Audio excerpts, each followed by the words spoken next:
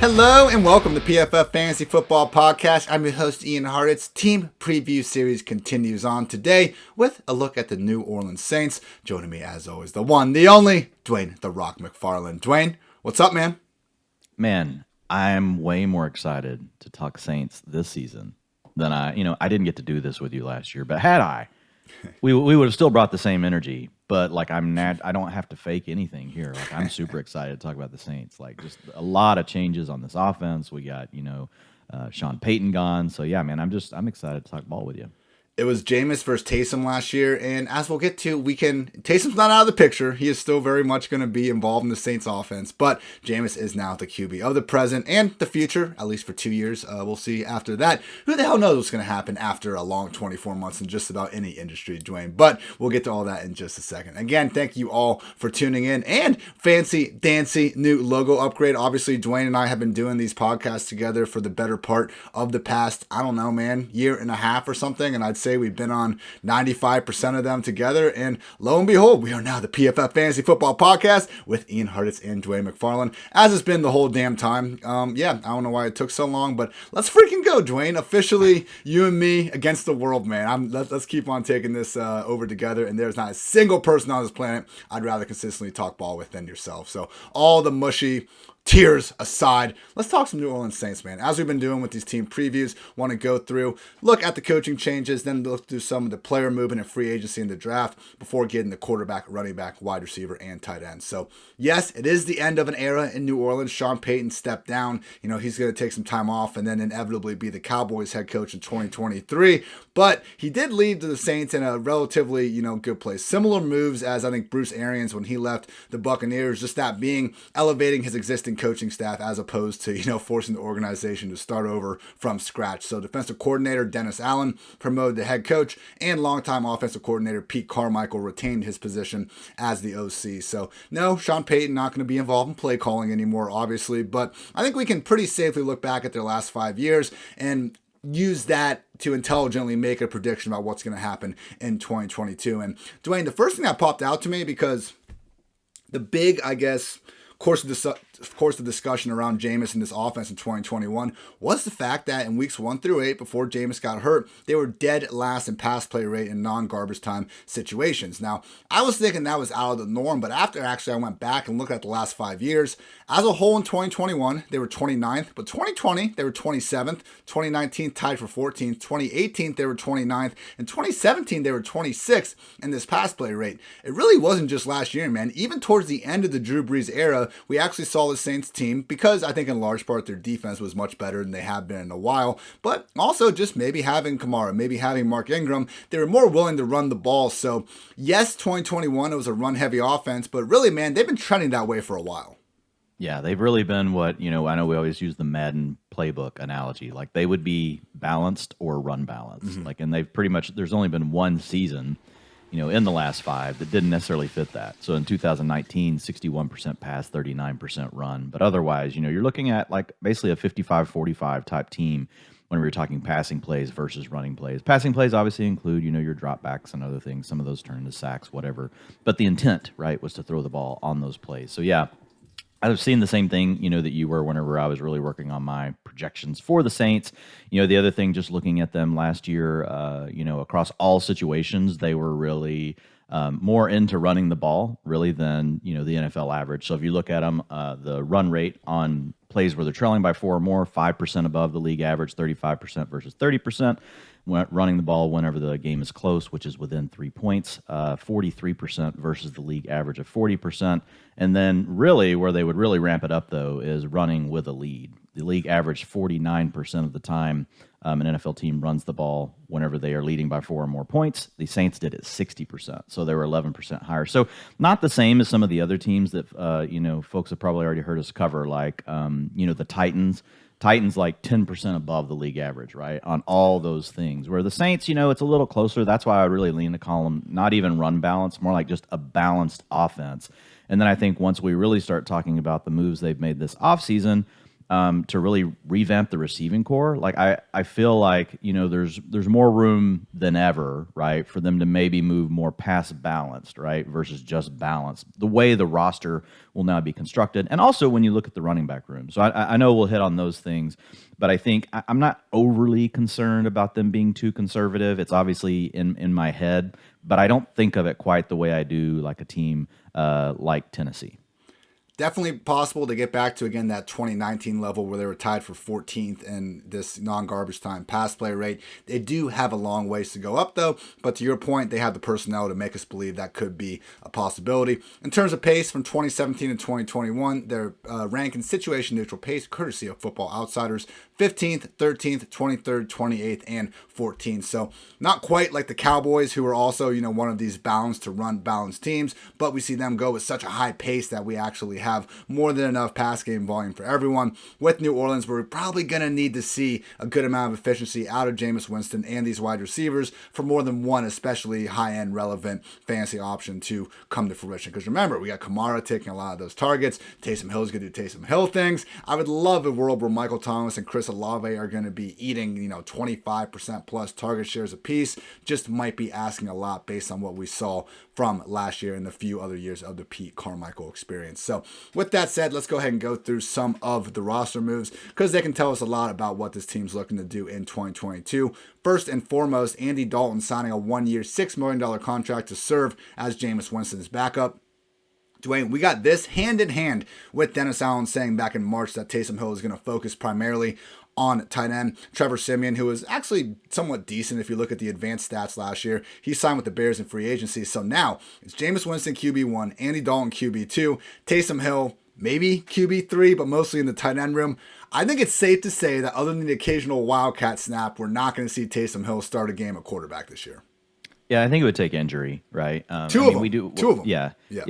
It would probably take two of them. I think it could turn into a battle between he and Dalton. Obviously, I think Dalton would be the first guy up. But like the one thing Taysom gives you is if your team's not playing that well, but maybe your defense is playing well, and you want to come out and just be more this exotic smash mouth run heavy type team. Taysom gives you the ability to do that, right? And Andy Dalton doesn't. And just from watching Dalton the last 2 years, one of them being in Dallas. Like, this isn't the old Andy Dalton anymore. Like, he already was kind of a fringe quarterback anyway, but he's taken a step back. I would agree. Like, it probably takes two. It takes one injury for sure, and then it either takes a quick injury to Dalton or a couple of bad games from Dalton, probably, before Taysom Hill would really be on the field. But we'll have to just kind of monitor that through training camp, see what happens. But yeah, I would say as of today, June 6th, recording this, I don't think we should factor Taysom Hill very much at all into the Saints passing game.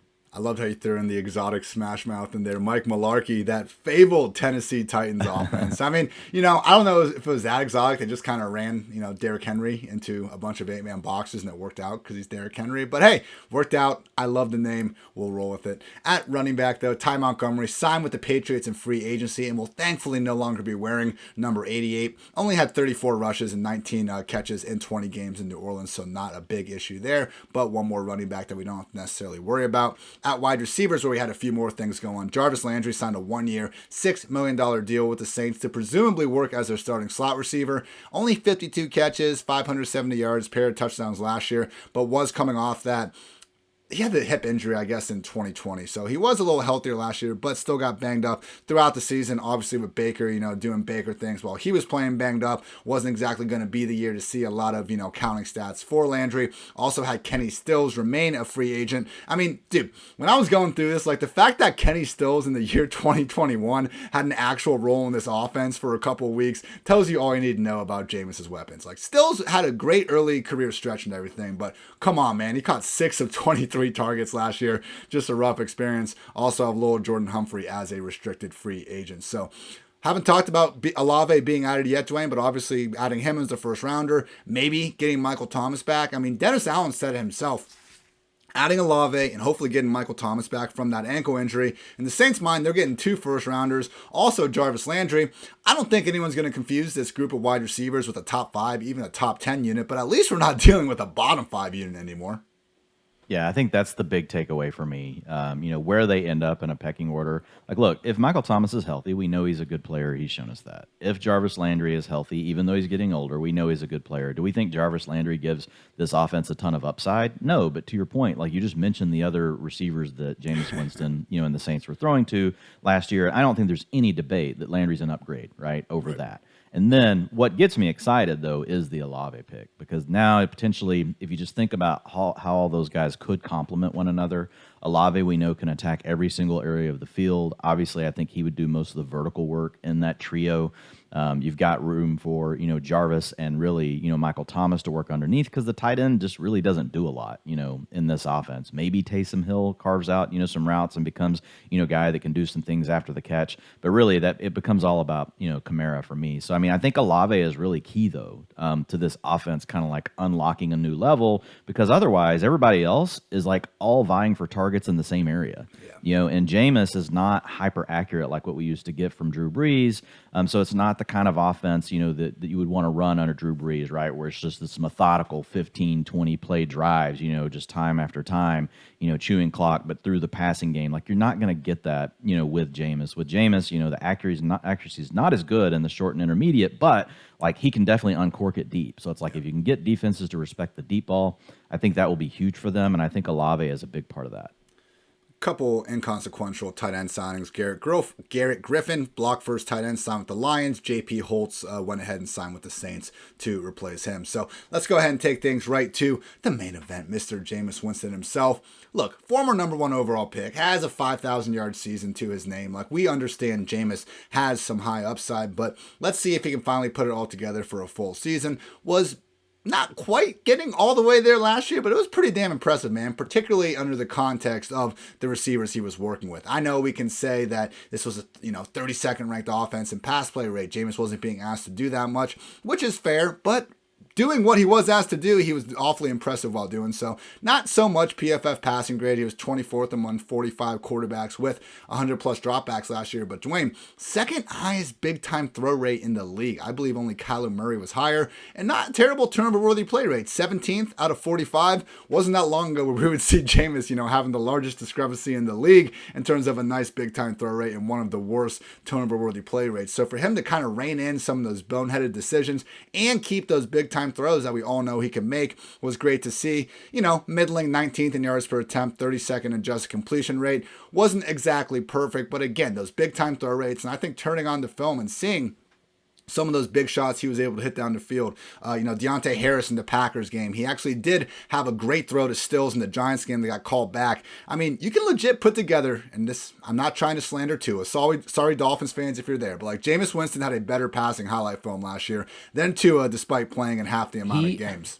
He actually, a lot of his big plays remind me of Stafford. A lot of them are play action.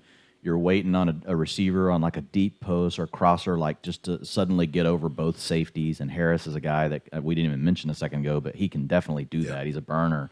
And Jameis, like if you give him those options, like he can play really well out of that. And to your point, like his turnover-worthy play rate, and I think this is a credit to Sean Payton because we all saw Sean Payton and the looks he was giving Jameis Winston when he would throw certain balls.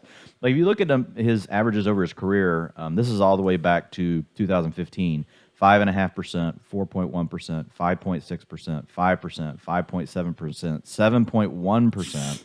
Obviously on a very small sample, 2 games in 2020. So really 3.2% though, the lowest of his career. And, his big time throw rate was the highest of his career at 6.3%, which, goes hand in hand with how many touchdowns he threw, last year. His touchdowns per attempt, 8.7%. His previous high had been 5.3%. His interceptions per attempt, a career low also, which goes hand in hand with turnover-worthy plays, only 1.9%. Previously, his career low had been 2.5%. So Jameis really improved in a lot of areas. And another thing that he has really struggled with that sets offenses back has been his sack rate.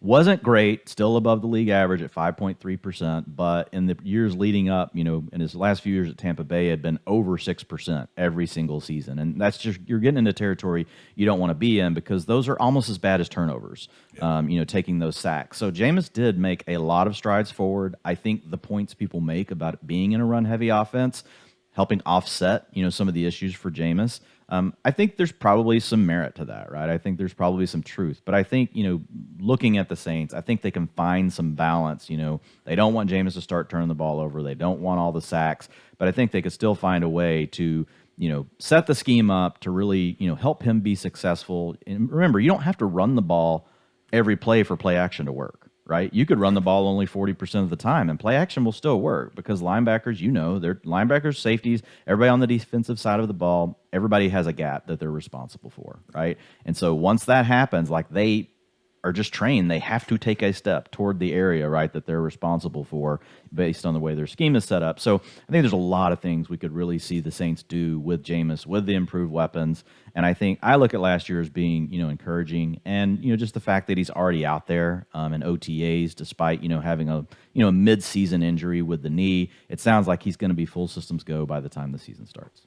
And with that report that Jameis was limping around again, I believe it was Dr. Evan Porras that pointed out when you're wearing that knee brace that he is still wearing as he's recovering, like it'd be surprising for someone not to be limping in that. So just because we have a random early June headline of someone trying to get some clicks doesn't mean we need to actually listen to what they're saying when we have a doctor telling us that the guy is just fine. So not worried about that. Does seem to be fully on schedule. Not expecting him to all of a sudden find this renewed rushing floor that he never really had in the first place, but also not expecting him to be missing crucial training camp time.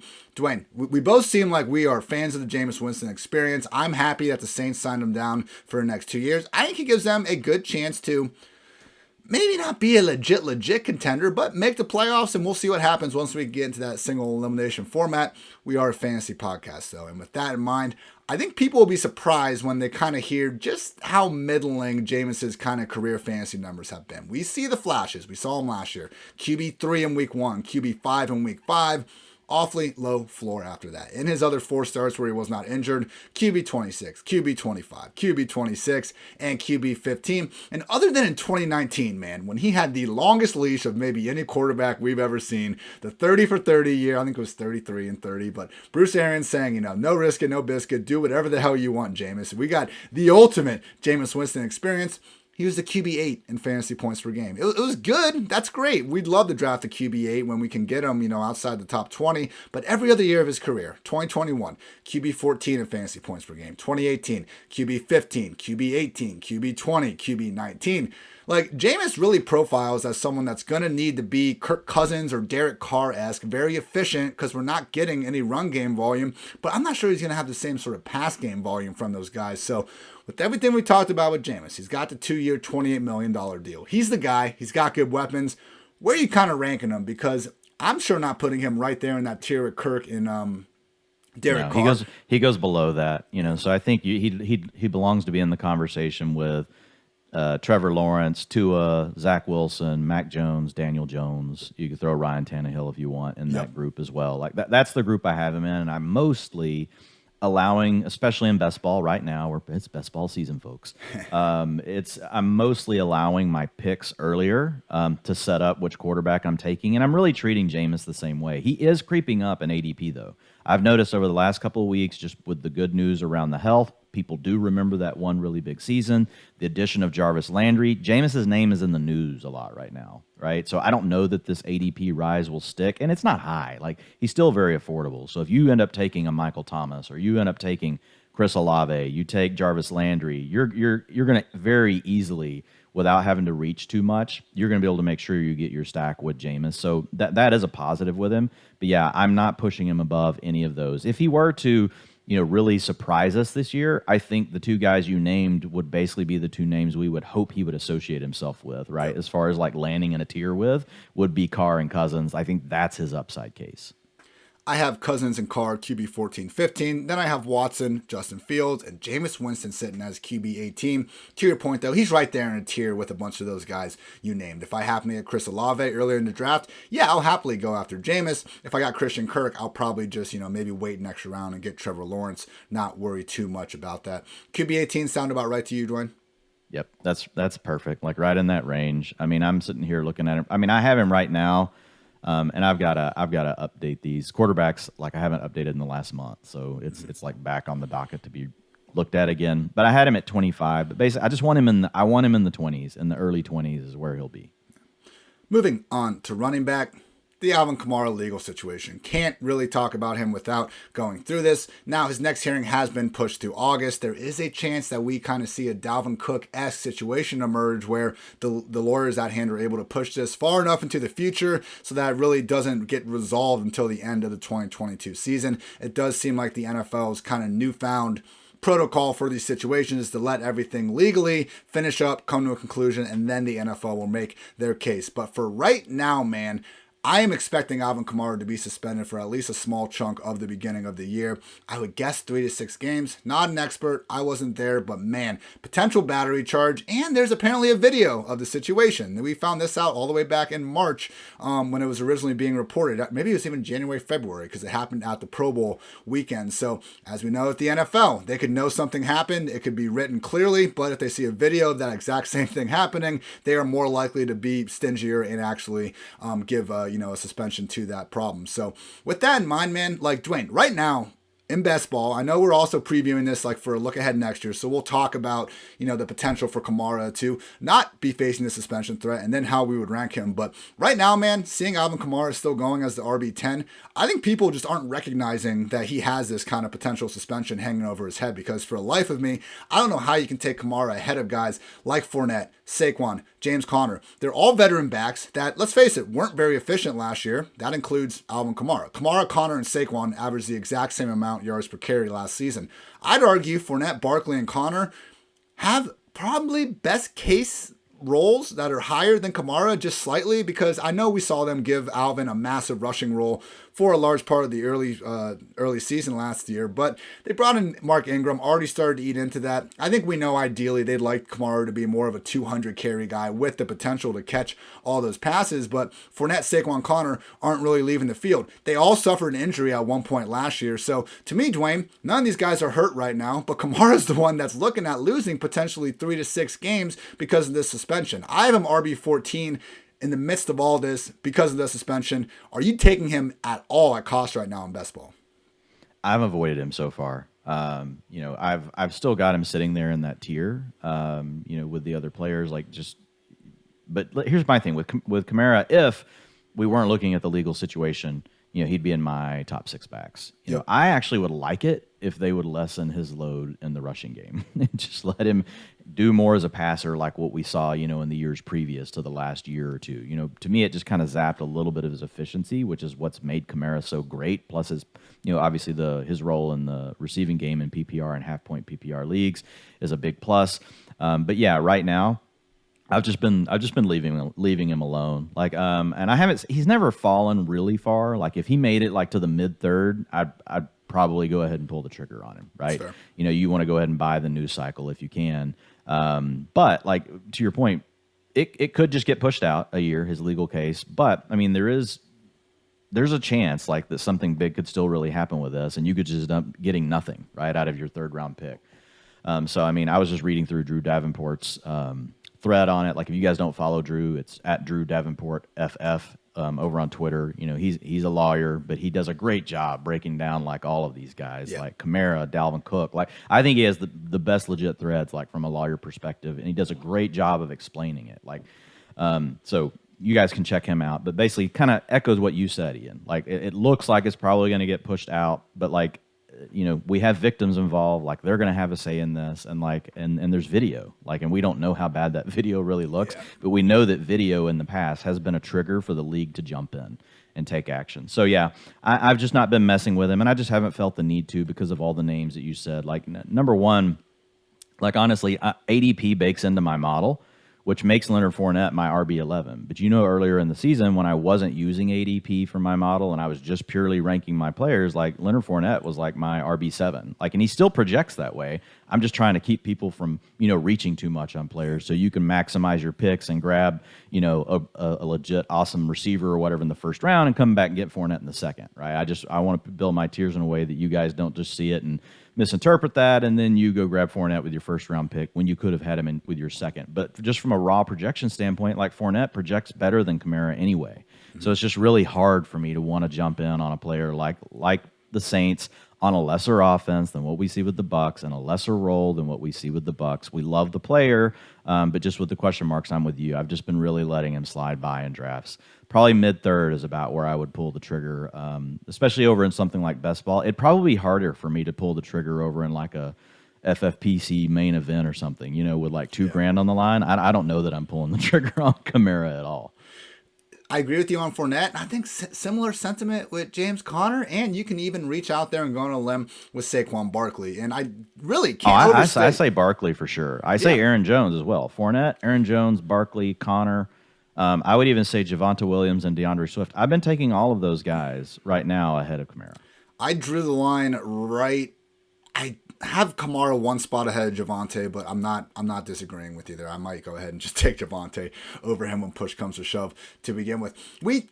This is one of the things that pisses me off about the Saquon chatter. It's like he's the only running back we're holding like an inefficient 2021 against him. Like Alvin Kamara last year was tied for 6th in fantasy points per game with Joe Mixon. That's great. And why would we care how efficient he was if he's, giving us that many points per game? But he was. He had the 8th most fantasy points below expectation. His PFF rushing grade was 42nd among 50 qualified backs. Yards per carry, 3.7, 42nd. He was 30th in yards after contact per carry, tied for 15th in missed tackles forced per carry. So he still did show the ability to make some guys miss, but man, it just wasn't the prettiest season. And we did see that awesome receiving role that really only McCaffrey's been able to match over the years go down a little bit. And historically, one target is equal to about 2.7 carries in Fantasyland. So I'm with you. I'm fine losing some of those carries. Give me the Austin Eckler role. Let's get more targets on the table. We don't need to be giving our $75 million running back 300 plus touches fully based on rush attempts. So I'm with you. He will be my RB6 with absolutely no issues about the suspension. But right now, for the life of me, in best ball summer, I just can't get behind that right now. So yeah, Dwayne, with no suspension, we're taking Jonathan Taylor, McCaffrey, Derrick Henry, Najee Harris, Austin Eckler ahead of him. I think that's about it. Yeah. All right, now behind Kamara, obviously with all this uncertainty, we would like to think there's going to be some potential value down in the later rounds of the draft.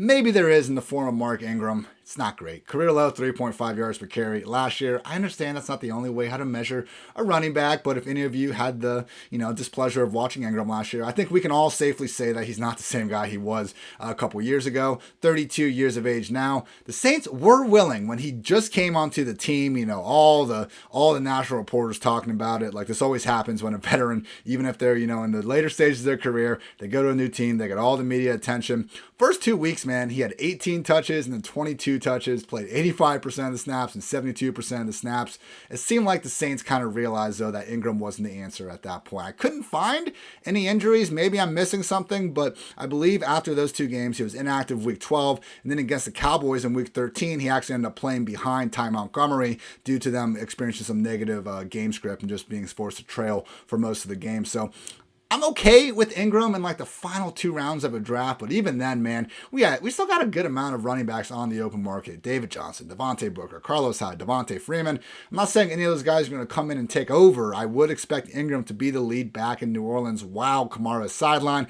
but I really don't think we're going to be getting this 70-80% super fantasy-friendly handcuff role. What do you think? Yeah, I think you're right. Obviously, like it would give Ingram at least an early season boost. I just don't see the way, you're going to have an older player like this that you plan on them just kind of being your bell cow. Like you're going to have other options to help spell, Ingram. And I was just looking too at the injury thing.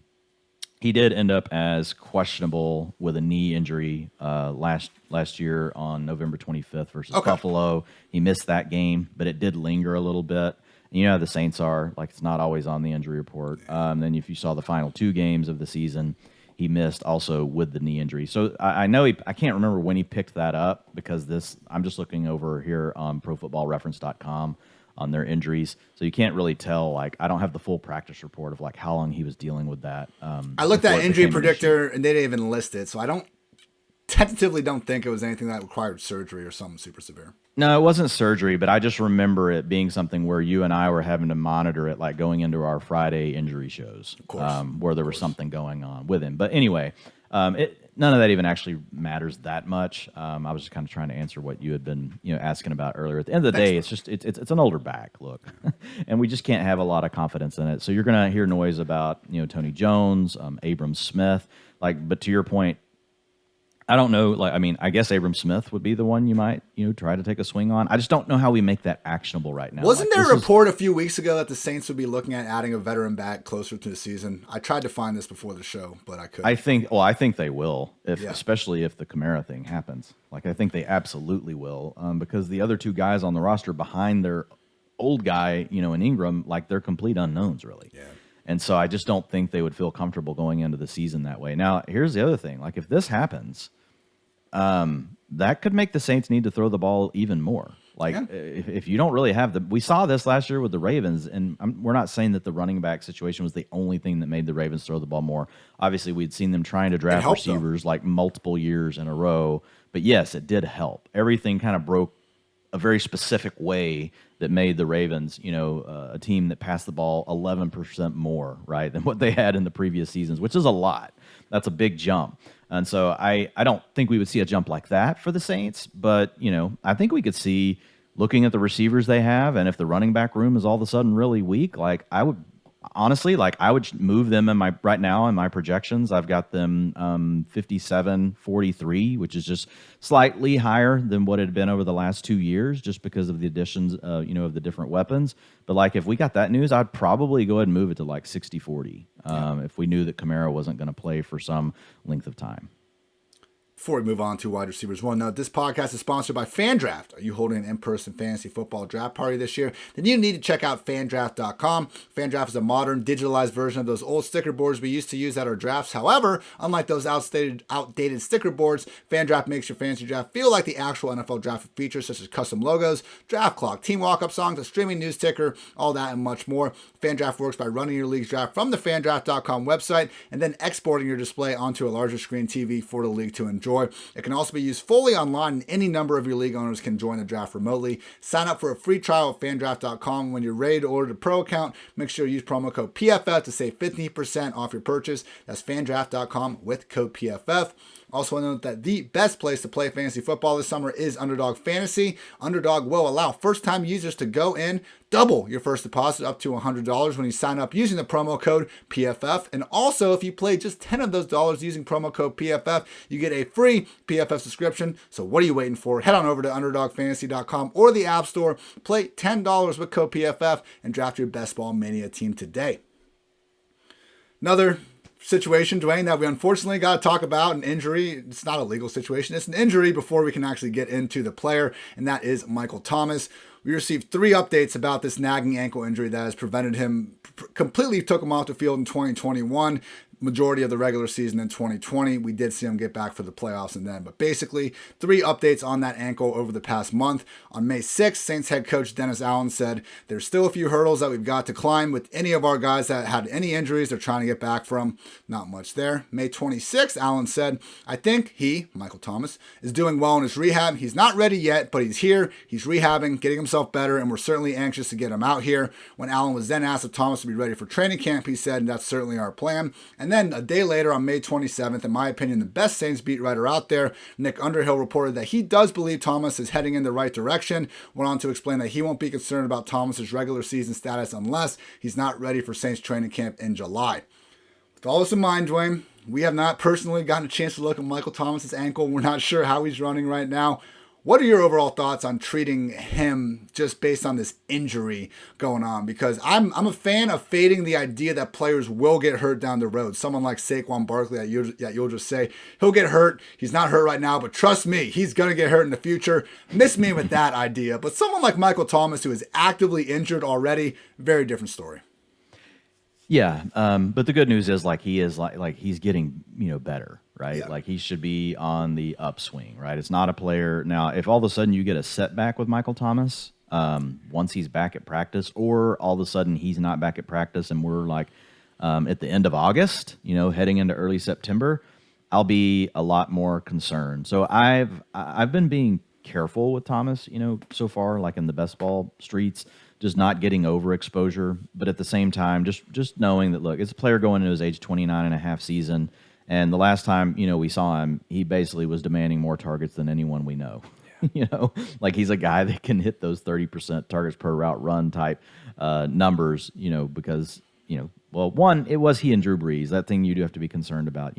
Will he be able to do the same thing? But we do have a small sample size where even with Taysom Hill, right, the year before last, where he played some games with, Thomas, and he had two games over 100 yards with Taysom freaking Hill. Yeah, he still was getting peppered, and that's my big point. So, while I would prefer it be Drew Brees, I get it. Like I think he'll be fine, with Jameis. But as far as the way I'm handling him, I'm treating him as a low end wide receiver 2, high end wide receiver 3, and I think you can take the way you feel about the injury and choose which one of those two buckets you want to put Michael Thomas in. So here's a situation that I look at. Like once you get to Elijah Moore, Amon-Ra St. Brown, Gabriel Davis, Drake London, a lot of young guys that we really like their talent, but there's still some unknowns. You got some quarterback challenges, things like that. Like to me, that's the mix where Thomas, like I could easily see myself just taking Thomas, right, instead of taking one of those because he's already proven that he can have, this huge target ceiling. And these other guys, like while we like them,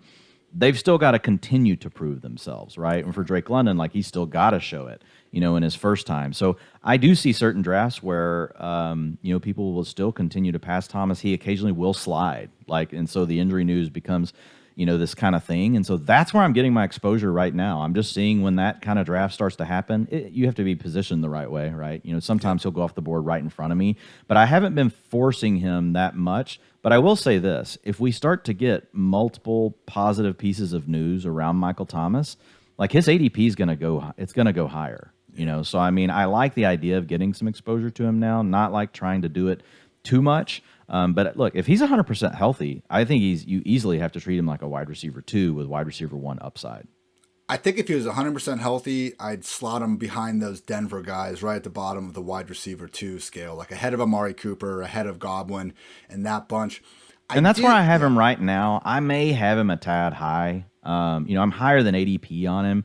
And usually when I do something like this, it's me telling everyone, like, absolutely go buy this player. I have them well above ADP, which is why I'm considering just tweaking a little bit, just because that's not what I'm trying to say here on this particular player. I do like getting exposure to Thomas, but I've got him at 24. His ADP on FFPC is 31st. On Underdog is right around 31 as well.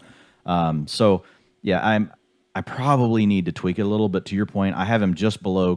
I've got Mike Williams, Marquise Brown, Cortland Sutton, Jerry Jeudy, Chris Godwin. Then I have Mike Thomas at the bottom of that tier. For now, with there being those questions, again, the reports I read weren't bad, but it does tell us that he's not ready at this moment in time, and I really freaking wish he would be. I do kind of have Thomas down a little bit at wide receiver 35. He's in that tier with all those guys you mentioned. I am happy to bump him above pretty much all of them the second he's healthy. But man, if we do get news that there was a setback or he's just not going to be ready for July, which is what Nick Underhill was saying is when he would be concerned, like we could see that ADP dip even lower and then see someone like Chris Olave start rising more and more through. Before we do get a little more to Olave, I do want to dispel a couple things. You listeners that caught me last year on this podcast, man, Michael Thomas was, I think...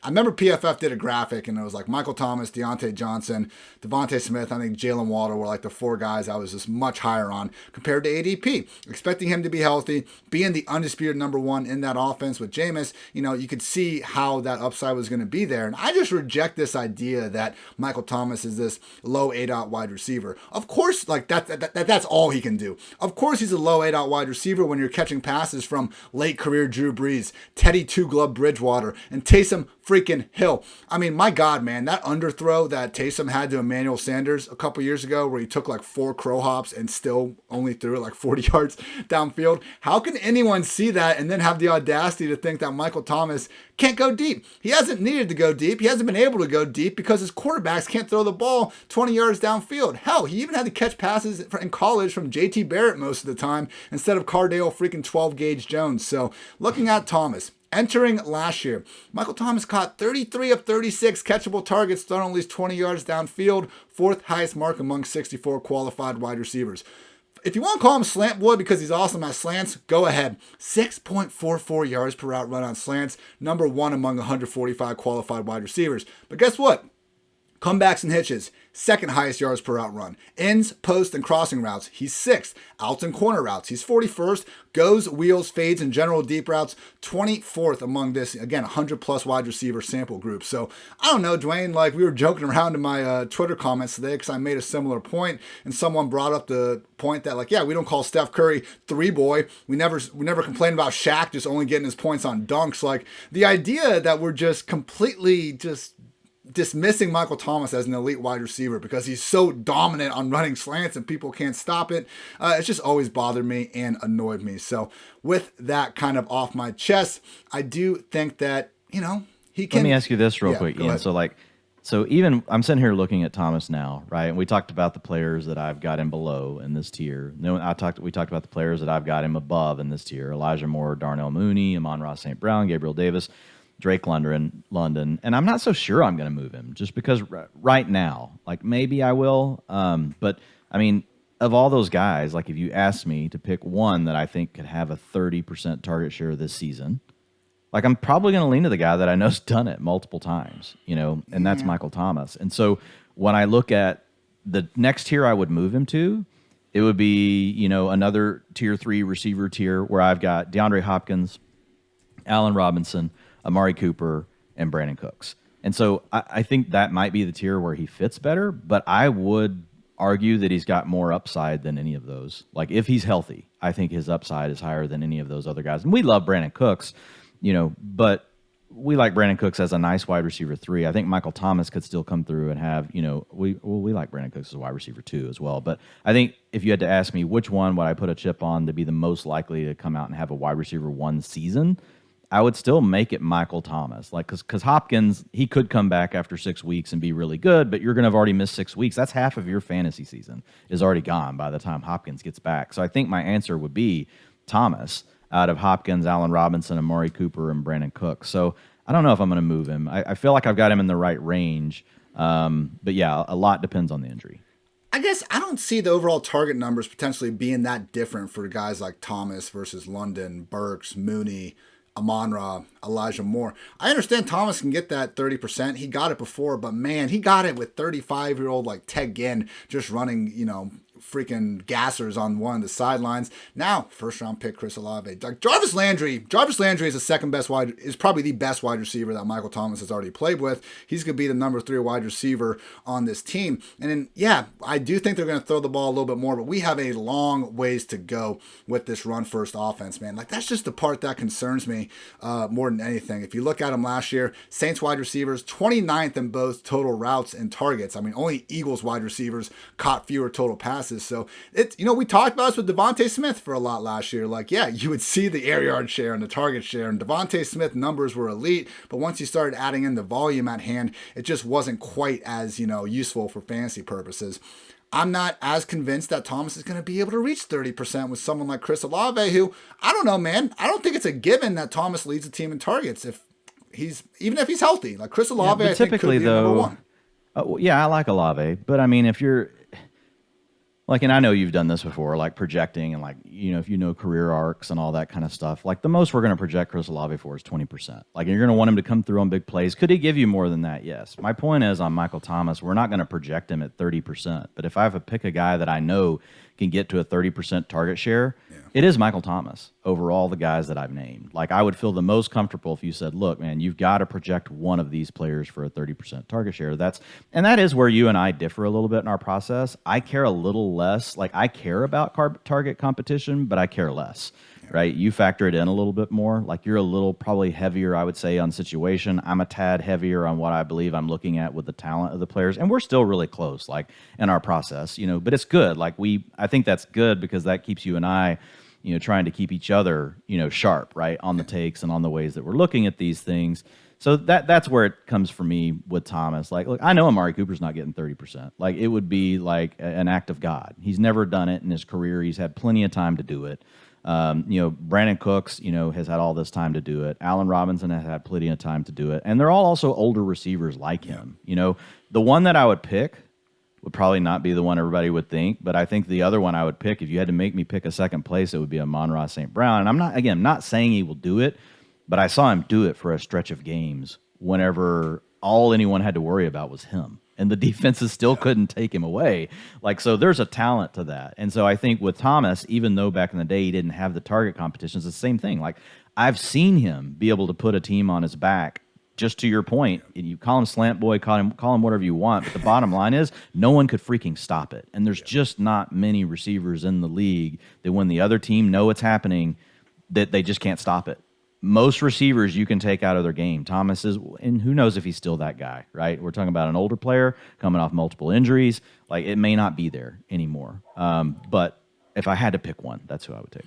And unfortunately, with all these guys, like, we don't have that just elite quarterback play to make us feel better. And that was, I guess, right. when that we puts had them all on evil. When we had our long ass conversation about Mike Evans with some of the stuff coming in as well. I mean, I guess I'm just so confident in Tom Brady having a great year. And I think with Evans there, that he's going to be able to go in with that. So I just think that the quarterback talent, we all know this, like, the quarterback is able to enhance his teammates around him more than any other position and probably all of sports. So when we have, like, if we are going to make a slight exception to the rule of getting a little bit older receiver, someone that maybe does have a little bit more target competition, we might as well make that exception for someone like Mike Evans or Keenan Allen with quarterbacks that, probably are favored to actually lead the league in passing yards and passing touchdowns. So Michael Thomas, again, right, but we had Mike Evans and Keenan Allen well above Michael Thomas, right? Because of the because they're on way better offenses. So that's why I'm saying it's not as cut and dry here, because unfortunately all these quarterbacks, and I think Jameis is better than Goff, than Wilson, than Fields, than Tannehill's pretty freaking close. Jameis, you can put him at the top of that tier, and then if the volume is, I guess the volume leans a little bit towards Michael Thomas, but then for me, like, I think they're somewhat close, slight edge to Thomas. The injury thing's enough for me to fade him for right now, but I'm with you. If we can remove the injury tag and we know he's good to go, I'll take him over all those guys, no problem.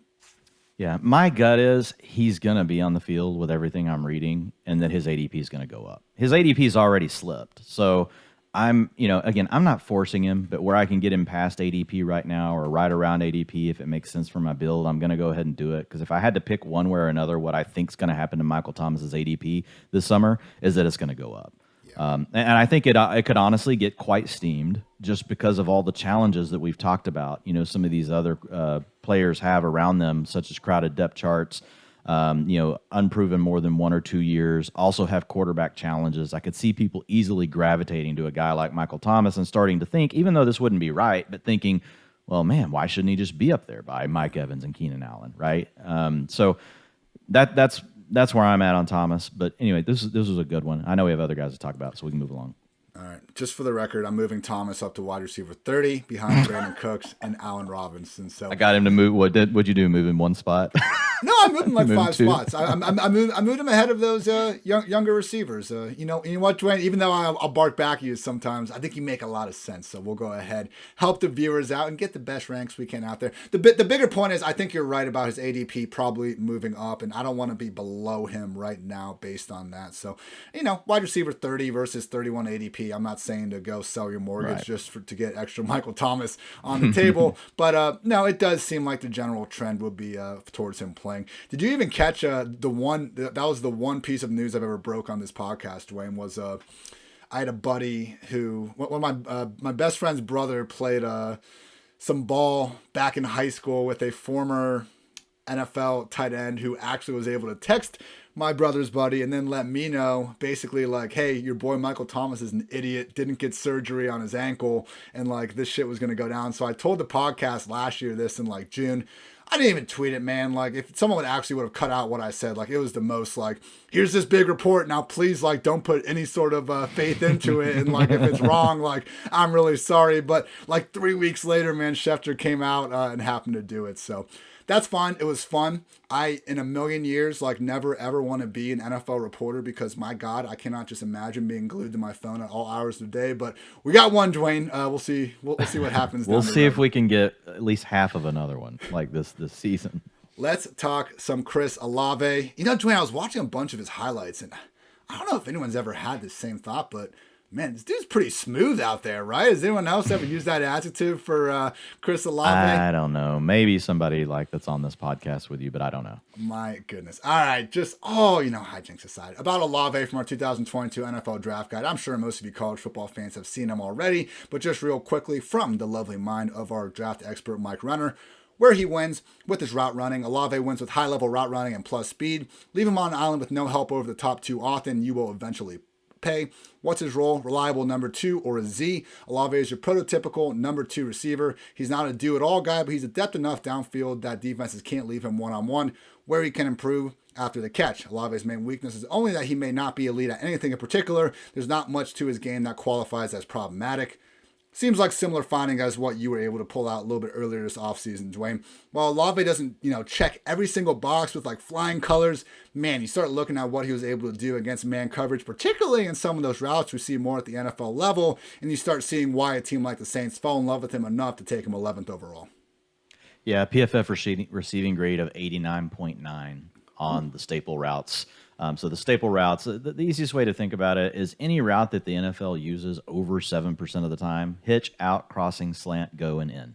And I left the screen out. The screen is technically over 7%, but it's a design play, right? Yeah. I wanted to take the routes where the player actually has to do something, to get open.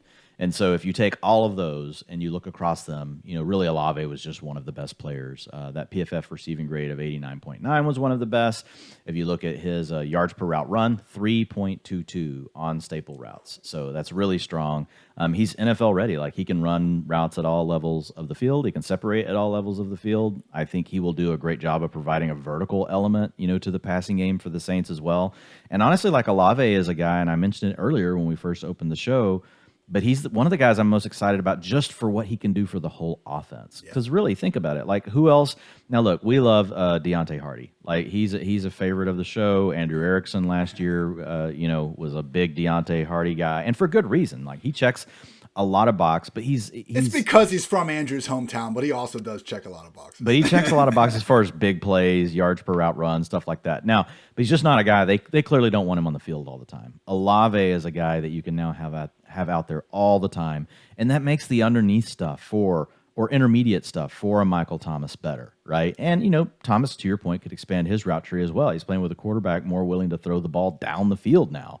It's not his fault he was playing with Drew Brees, but I just feel like the offense now overall could take a big step forward with Olave. But I really like, Chris Olave. I'm drafting him as much as I can, basically. I like Olave. I like Garrett Wilson. And I just specifically really like where they're going in the drafts, right? Right now over on Underdog, which is a wide receiver heavy format where receivers fly off the board quicker than you can imagine. Garrett Wilson is pick 47. Chris Olave is pick 45. Russell Gage is pick 44. I like all of those players. But, Olave is a guy that, to your point, there could be some potential, hidden upside if for some reason, Thomas isn't back to what he usually was. And maybe there's just more room for him to demand even a few more targets, right, than what we may be expecting in his rookie year. But I think the biggest thing is he's NFL ready. I would expect him to come out and be able to do a lot of things for the Saints, including light up some box scores for himself. And it's kind of curious why Olave is in this next tier versus the other rookies or even some of these year 2 wide receivers. I mean, again, I think Jameis is probably as good, if not better, than all those other guys we were just talking about. And Drake London, yeah, he's the number 1 receiver in Atlanta, but he's looking at a situation where he's probably going to be sharing as much with Kyle Pitts as we might expect Olave to be sharing with Michael Thomas. Treylon Burks, he's in a run-first offense that I think we have more reason to believe is not going to be passing the ball as opposed to someone like the Saints. And even Garrett Wilson, who is now finally going behind, but he has more target competition than just about anyone in terms of Elijah Moore and Corey Davis doing their things as well. I have Chris Olave, wide receiver 41 right now, so ahead of consensus, and he really does profile as someone that will be, wait for it, drum roll, better in best ball because of that field stretching ability and likely his usage in this offense, but does have that chance to get a lot more. I will say, just because he was drafted this high as a top 3 receiver doesn't necessarily mean it's going to be all, just beautiful. I looked at the top 3 wide receivers drafted in each of the past 5 drafts, and there are some hits. Jamar Chase finished as the wide receiver 5 in PPR points per game. Waddle was 16th. A couple years ago, we had Calvin Ridley at 28th. A lot of overall misses, though. I mean, the average finish was 67.8, mostly because John Ross somehow averaged negative fantasy points per game in his first career season. But really, only 6 of these 15 wide receivers even finished as a wide receiver 3. I mean, Devontae Smith, wide receiver 44, Judy 59, Ruggs 99, CeeDee Lamb 33, Marquise Brown 50, Deebo Samuel 33, DJ Moore 54. I mean, I left out even worse guys, but I'm just trying to show like even truly talented players like a DJ Moore, like a CeeDee Lamb, weren't able to really boom as a rookie just because of various factors going around. So tough to really think about the whole ceiling with Olave. I'm happy he's not going as high into that wide receiver 3 range as the other guys, because at that price point, I might be a little less willing to get him. But yeah, Dwain, as long as he's going outside the top 40, like sign me up for that.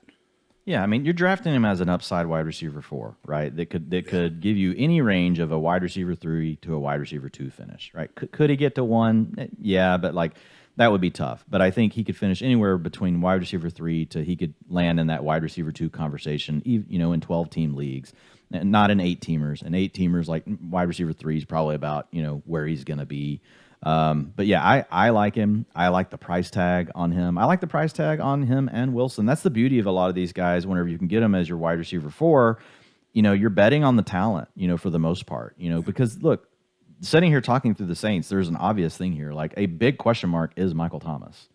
And if for some reason Michael Thomas is not part of the picture, Chris Olave's ADP will climb up. The only reason he's not being taken by Drake London, the only reason he's not being taken even up around where Treylon Burks is, which is like around pick 36 on the sites that we play on, is because Michael Thomas is there, and there's the potential of Michael Thomas playing. If we knew Michael Thomas was not going to play, Chris Olave, I will promise you, like he will immediately shoot up draft boards, and he'll be getting taken around the same area as Drake London, which is more around like wide receiver 33. Heck, you could see him maybe climb a little bit past him, like. But it'd be somewhere in that range. But the idea of Michael Thomas being a potential target hog and being healthy this season is what's keeping the price tag on Olave affordable.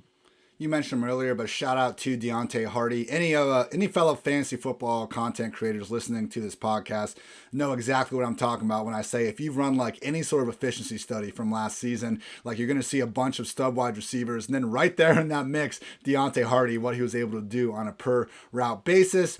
But based on these moves, we're just not expecting him to even be on the field in 3 wide receiver sets, likely not more than a gadget-esque player, which, when you're 5'3" or whatever the hell he is, it does kind of makes sense. With that said, Jarvis, it is nuts though. It is nuts, Ian. Just give him. We got to give him his props just real quick. 27% targets per route run, 2.69 yards per route run, 6.8 yards after the catch. 19% of the time he's getting targeted 20-plus yards down the field. Touchdowns per route run, 1.4%. That's well above average for wide receivers. So, like, literally, PFF receiving grade, like, overall, 86.7. With some sick plays, like, not all flukes by any stretch. Exactly, not just scheme design stuff. Like, he's beating, 2 safeties, a corner and a safety over the top of defenses. Some of the throws you talked about from Winston were to, Hardy. Like, those are who those plays were going to. So, sorry, I didn't want to stop you down, but I did have to give, I look at all this efficiency stuff, maybe even too much, but I had to give him a shout out because like he and Antonio Brown are the 2 players that basically we don't even know if they're going to be on the field this year very much, but from an efficiency standpoint, like they just stick out compared to everyone else that's around them. No, exactly. I'm happy you had those ready because, again, even though we can't get behind Deontay Hardy, he's just not going to have a big enough role this year to be fantasy viable. Really did have a special last year, and, I cannot wait to play this dude in some preseason DFS contests. Only a few more months away from that, everyone. With Jarvis Landry, I have him like wide receiver 68. We can talk about moving him up a couple spots if you want, but Dwain really doesn't seem more than just a late-round dart and someone that, hey, if you get Chris Olave or Michael Thomas and then you want to get Jameis Winston as well, yeah, add Jarvis Landry in, but as you brought up a lot with these players, I don't think there's a scenario where we're kicking ourselves for not drafting Jarvis Landry this time in December. I did recently move Landry up because ADP is part of the way I set my tiers and ranks up. It's one component to it. And his ADP's been rising, obviously, since he signed. So now over on Underdog, he's going at pick 61, FFPC pick 58. I've got him at 62, kind of similar to what you just mentioned a moment ago with Michael Thomas. You're like, I'm going to have him around ADP. I'm not pounding the table that, hey, look, Ian's got him 10 spots ahead. You got to take him. That's not what you're trying to do here. But I think he does belong. So here's the tier I've got him in now. And I think, when you hear it, I don't think you'll have any complaints, but we'll see. Alan Lazard, Jacoby Myers, Marquez Valdez-Scantling, Kenny Galladay, Tim Patrick, Jamison Crowder, Jarvis Landry. And then when you get to the tier below, you just got more guys that are a little unproven. There's, you could take them over them if you want for upside, but it's Mecole Hardman, Jalen Tolbert, Alec Pierce, George Pickens, Wan'Dale Robinson, even Van Jefferson. So it's kind of like this little mini tier of guys, and Lazard hasn't really proven anything else either. But, he's definitely going to have an opportunity. So I've got him right there in with that range. I don't think, to your point, not going to be a league winner. And here's the thing with Landry, guys. If Michael Thomas plays, I do believe Chris Olave will be the other starting receiver outside. The Saints run a lot of heavy personnel packages. They do not run 3 wide receiver sets like 80% like the Cowboys and the Bengals. Now they could do it a little more because they're going to have Jarvis Landry, right? And they could say, well, we like Landry enough that we want to run it 70% or 65% of the time. But historically, right, they'll use the fullback a lot. They'll use the double tight end sets a lot. And so a lot of games, especially in scripts where they don't have to, and we already talked about the Saints and what they've looked like as far as running the ball versus the league average across all game scripts. Like there are scenarios where Jarvis Landry could only be on the field for 50% of the routes. And that's the killer. Like Landry's underlying data points are still really good. Even last year, targets per route run, 24%, yards per route run, 1.76. Those are really strong numbers for a receiver that is at his age. Now some of it is because he gets to play from the slot, but he played outside some in Cleveland as well. He really played that Z role. So Landry's still a good player. I'm more concerned, like, man, what is his route ceiling? If we have Michael Thomas and Olave out there, like I just worry it could be like 60% route participation. And if that's the case, on a team that may want to stay balanced, it's just going to be tough to get a lot of value out of Landry. And note, Landry's rising ADP as soon as he landed on the Saints, which not a bad landing spot, but I don't think we were necessarily circling that as like a top 3 for fantasy purposes. Exactly why you should be fine throwing a late round dart at Julio Jones, because with him going outside, like I still think the top 80 over an underdog, any team, if you can pick Julio Jones on any of the 32 teams, he will not be going outside the top 80 once he is signed on to a team. Similar sentiment with Will Fuller and OBJ, but we have a little more injury concern going on with those guys, particularly Beckham. But yeah, just something to keep in mind. And Beckham's really falling though. So like now, like he was like pick, and I say falling, like his ADP is still fine, but like I got my first share of Odell Beckham Jr. this weekend in a stream that Brian Drake and I did over on the Hustle. We got up and, like savages, we just did one, like I think it was Sunday morning. Oh, yeah. We just text each other. I think I woke him up from he had come home from a Paul McCartney contest. I was like, hey, man, you want to draft on Underdog? And I got my first share of OBJ. He slipped like 30 spots past ADP. And I was like, okay, like I'll take a shot as like my wide receiver 8 on a team. And we'll just see if he comes around, late in the season. Because to your point, once he signs, even if we know he's not going to be a factor until October, like just signing is going to move him up. Yep. So yeah, I'm with you. We'll finish things up with a look at the tight end room. Taysom Hill, Adam Troutman, Nick Vanette, Westerville Central alum, got to play against him in high school, and also Jawan Johnson, the week 1 2-touchdown hero, I believe, from last season.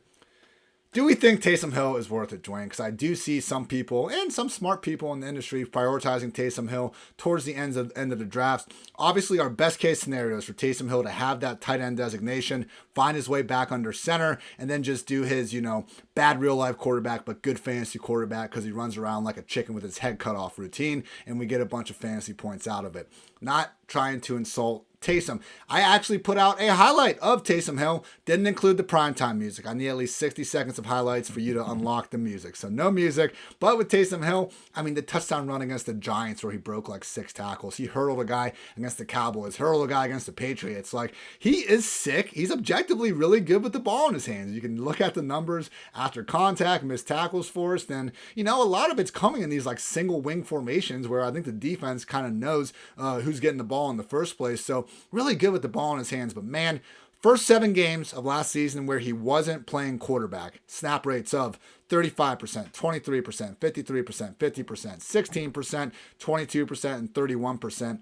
He had 6 targets all season, bro. And maybe I could wrap my mind around the tight end idea if we knew he was like already the goal line back, but that wasn't even the case last year. He only had 3 carries inside the 5-yard line all season long. Kamara had 9. Inside the 10-yard line, it was 17-7 in favor of Kamara. Mark Ingram had 2 carries inside the 5-yard line. He almost reached what Taysom was there. So I don't see them like always going like Taysom Hill. He's an annoying vulture sometimes, but it's not like a Mike Tolbert situation where every short yardage situation they're bringing Taysom Hill. So we're not getting a full-time goal line role. I highly doubt with Troutman there, who played at least 50% snaps in all 13 of his games, 80% reps on 8 separate occasions. I don't think Troutman's just going to be gone and we're getting a full-time tight end role for Taysom Hill. So now what? We're going to take that touchdown rate he had in 2019 on like 6 touchdowns and 19 catches and hope that works out. We already talked about why he needs not 1 injury, he's 2 injuries away from being back a quarterback. I just don't think Taysom Hill is really even worth a late round pick. I would rather take my Evan Ingram, take an actual tight end, take someone that's not 32 freaking years old at this point, then go and have with Taysom. Maybe famous last words, but I'm out on Taysom Hill. What say you, Dwain? Yeah, so I think there's a couple things you have to think about with Taysom Hill, and one is like format that you're playing in. So like if you're trying to win a best ball mania and you want to have some exposure, like I think it's fine to get some exposure to Taysom Hill just on the chance that he does become the starting quarterback for the Saints. And when I say this, you're like yeah, but dude, if he does, it's one of those when you're right, like what does it really get you? And so here's what I would say. Like, if you're going to take Taysom Hill with one of your last 2 picks over in an underdog draft, as a tight end, number one, he needs to be your tight end 3. You're not depending on him for anything other than you catch this lightning in a bottle scenario where he's going to be a top 3 tight end because he's getting to play quarterback for 2 or 3 weeks. The other thing I would say, with Hill is, if you're going to, I'm not trying to be overexposure, right, in that kind of, situation. I'm just doing it here or there. Like I've thrown him, I think I've drafted him on 1 team so far, like out of like 10 or so that I've drafted. I see some people that draft him, a whole lot, and, that's your prerogative. But if you're going to do that, you can't, you better, one, not be needing, well, here's what I would say. You can't have a bunch of other dead squares on your team, right? And so one way that you're going to be facing a lot of dead squares is if you're having to draft receivers late as well, because you're going to be drafting guys that are 4th or 5th on their depth chart, some of them that we don't even, because receivers are so pushed up on underdog. Like if you're going to be taking Taysom Hill, down around that spot, you can't also have, a bunch of receivers that may never play a down on your team, on your roster between like around 15 and 18. Mm-hmm. So you need to think ahead a little bit and like, fine, let Taysom be your 1 free square if you want to do that, but you can't have him stacked with like 4 other players that may not play at all. Like I just wouldn't build my roster that way. So on my 1 team where I have Taysom, like I'm really strong and I don't have a bunch of other free squares. He is my tight end 3. I may have him on 2 because I think I drafted him on 1 with you. I drafted him on the team with Ian last week just because the team sucks so damn bad. I knew I needed. You drafted him. I did not. I did. No, I drafted him in that draft because my team was so terrible. I needed a miracle, and so Taysom Hill was my my on the spot invention of what a miracle might look like.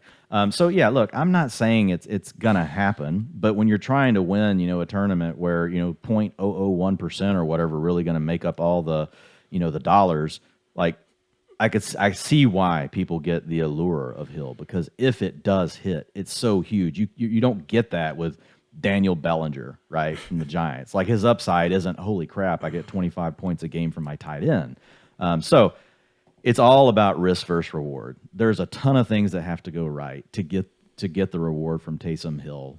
The risk is you don't have to spend very much draft capital to do it, but you've got to make sure you built your roster in a way where you don't have multiple other guys that are just going to be zeros. If you do, and then you take Taysom Hill on top of that, it's not really going to matter. You're not going to get your team through. You're not going to advance. And then, it's really going to piss you off. All of a sudden, it's going to be that last week, and Taysom Hill, for whatever reason, is starting for the Saints, and your team isn't even in it because it sucks so bad because you didn't know how to handle the end of the draft. So, and that's not a message to you listeners. That's a message to me, to myself, to make sure if I ever take Hill, like that's the kind of roster I want to have him on. So, but everything you're saying is legit, man. Like if we sat here and we had to put odds on Taysom Hill, or if Vegas were to put odds on Taysom Hill, like actually starting one game, much less becoming the starting quarterback for the Saints this season, like it would be really, really, really, you wouldn't, the odds would be really low on being able to hit that. I just think you should write an article like the Taysom Hill 2022 Fantasy Football Outlook. First line, do you believe in miracles? ? And then just sign off. Like that's all, because that's what you're looking for there. But to your point, with those guys at the end of the draft, if you want to play for week 17 like the whole industry seems to be trying to do lately, I guess he does have a pretty nice best case scenario thanks to that sweet rushing. I would still be taking guys like Austin Hooper, Brevin Jordan, real life tight ends ahead of him. I would note that Ricky Seals-Jones, who we all love Ricky, and it looks like his ADP is dropping down, but yeah, he's not even starting right now in Giants OTAs, so we're not taking any of those Giants tight ends. So I will say Taysom Hill, I would take him over the Giants tight ends. And maybe one other team. That's about all I got, though. That's about all I got. So I think that's a fair line to draw, Ian. I think that's fair. Adam Troutman, obviously someone that was pretty hyped last year, including by yours truly, unfortunately. Sorry about that, fam. But not looking too good with Taysom Hill coming in there. I do have Troutman ranked right behind him, but the main moral of the story, I believe, for these tight ends is just no. Don't do it if you can at all help it. So, Dwain, wrapping up everything. Jameis Winston, someone we're very excited about real life-wise and reasonably enough in fantasy, but he does fall into that QB2 tier where it's more so going to be based on who we've already drafted, not going out of our way to prioritize Jameis over guys like your Trevor Lawrences, Zach Wilsons of the world if we already have their receivers. Alvin Kamara, RB6, if there's no suspension problems, but they're kind of looks like there will be suspension problems because of that. We are out on him at the moment as a top 10 back. Mark Ingram, not someone you need to take, but at the very end of drafts, there are worse starts considering the potential for the aforementioned suspension. You talked me into moving Michael Thomas up just a little bit thanks to that sweet target share he's exhibited over the years, firmly on the wide receiver 3 radar with the chance to get immediately into the wide receiver 2 conversation once we get more clarification on that ankle. We both love Chris Olave right now going as an upside wide receiver 4, and we are ahead of consensus accordingly, and mostly out on the Taysom Hill experience. But, if you're entering 100 best ball tournaments in the summer, I guess that it's okay to maybe use 1 or 2 of them on Taysom. But for you out there, in your one-team redraft league with a bunch of friends, for the love of God, please don't draft Taysom Hill. Sound about right, Dwayne? That sounds exactly right. That last caveat especially. Awesome. All right. Well, we have now wrapped up the Bucs and the Saints. We'll be back with Falcons and Panthers by the end of this week. Dwayne, we are recording this on Monday. Sounds about right. I don't know. I lose track sometimes. So this will be out Tuesday. I believe your top 150 is out on Wednesday. Yes, the top 150 will be hitting on Wednesday. So obviously I've got the running back tiers. Revamped, came out last week. The week before was wide receiver. The tight ends have been redone. So I need to hit quarterback tiers again here pretty soon. But this week focusing on the top 150. I got a couple of other ideas that I'm thinking through. I might throw one more article out there that's more kind of on the researching a couple of different things, but I'm trying to figure out what I'm going to do with that. But for sure, the top 150 will hit. Make sure you check that out at Dwain McFarland on Twitter. I continue to push out these team previews and cover the USFL, which, hey, if you don't like, that's fine. But don't be like that freaking loser Mike Florio and go ahead and point out, oh my gosh, Stallions only beat the Breakers 10-9. This league can't survive with scores like that. And then when the literal next game is 46-24, you just shut your mouth and act like you never said anything. That's it, Dwayne. Like, again, if you don't watch the league, great. Don't watch it. Don't pay attention to me talking about it. But the people that go out of their way to shit on it, I don't want to be around them. That's not my person. I hate the negative vibes. Get them away from me. So, with all that said, for Dwayne, I'm Ian. Thanks to those for tuning in to PFF Fantasy Football Podcast. Until next time, take care, everybody.